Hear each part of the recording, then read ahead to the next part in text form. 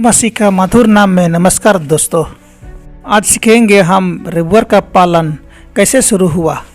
आइए प्रार्थना करते हैं। स्वर्ग और पृथ्वी की सृजनहार पिता, इस मौका के लिए धन्यवाद देते हैं कि आपके पवित्र और सत्य वचन को सीखने जा रहे हैं। हमें समझने के लिए बुद्धि दे, यीशु के नाम से मांगते हैं, आमीन। यहाँ ध्यान दीजिएगा दोस्तों। नंबर 1, रविवार के पालन को लागू करने वाला पहला सार्वजनिक उपाय कॉन्स्टेंटाइन द्वारा अधिनियमित कानून था। इस आदेश के अनुसार नगरवासियों को सूर्य के पूजनीय दिन पर आराम करने की आवश्यकता थी, लेकिन गांव वासियों को अपनी कृषि गतिविधियों को जारी रखने की अनुमति दी गई। यद्यपि वास्तव में यह एक विधर्मी कानून था। इसे ईसाई धर्म की नाममात्र स्वीकृति के बाद सम्राट द्वारा लागू किया गया था। नंबर 2, सही आदेश ईश्वरीय अधिकार के लिए पर्याप्त विकल्प साबित नहीं हुआ। यूसेबियस एक बिशप जो राजकुमारों का पक्ष चाहता था और जो कॉन्स्टेंटाइन का विशेष मित्र और चापलूस था, उसने दावा किया कि ईसा मसीह ने सब्बत को रविवार में बदल दिया था। नए सिद्धांत के प्रमाण में धर्म ग्रंथों की एक भी गवाही प्रस्तुत नहीं की गई।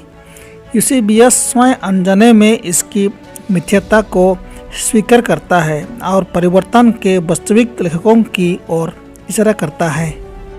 सभी चीज़ें वह कहता है, सब्त के दिन जो कुछ भी करना कर्तव्य था, उसे हमने प्रभु के दिन में स्थानांतरित कर दिया है।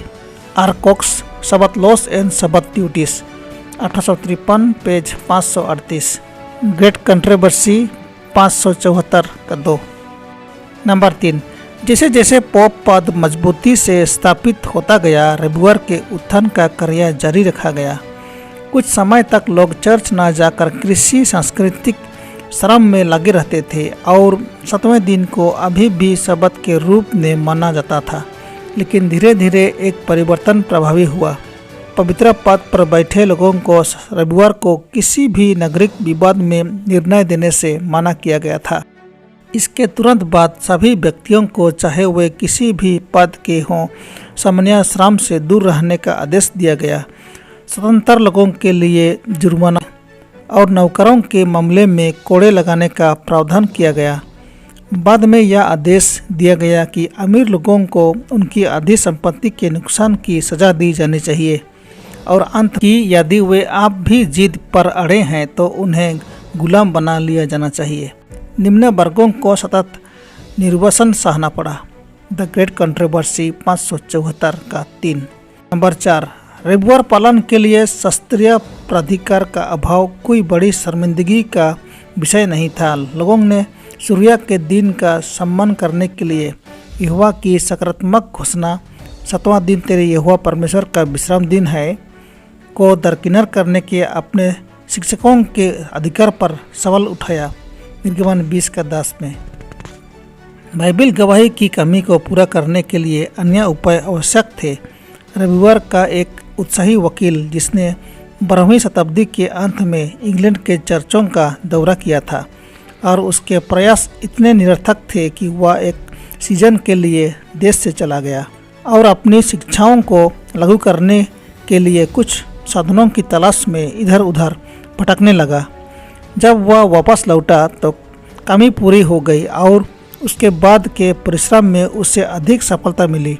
वह अपने साथ एक रोल लेकर आया जो स्वयं ईश्वर की ओर से बताया जा रहा था, जिसमें रविवार के पालन के लिए आवश्यक आदेश थे, जिसमें आज्ञाकारियों को डराने के लिए भयानक धमकियाँ थीं।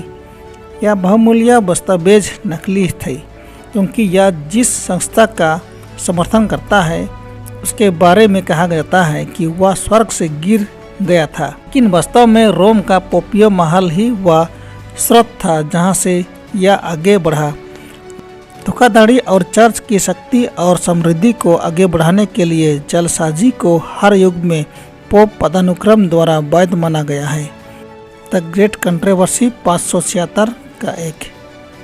नंबर 5, 16वीं शताब्दी में एक पोप परिषद ने स्पष्ट रूप से घोषणा की कि सभी ईसाइयों को याद रखना चाहिए कि 7वां दिन परमेश्वर द्वारा पवित्र किया गया था और इससे न केवल यहूदियों द्वारा बल्कि अन्य सभी लोगों द्वारा भी प्राप्त किया गया और मनाया गया जो परमेश्वर की आराधना करने की दिखावा करते हैं। हालांकि हम ईसाइयों ने अपने विश्राम दिन को प्रभु का दिन में बदल दिया है।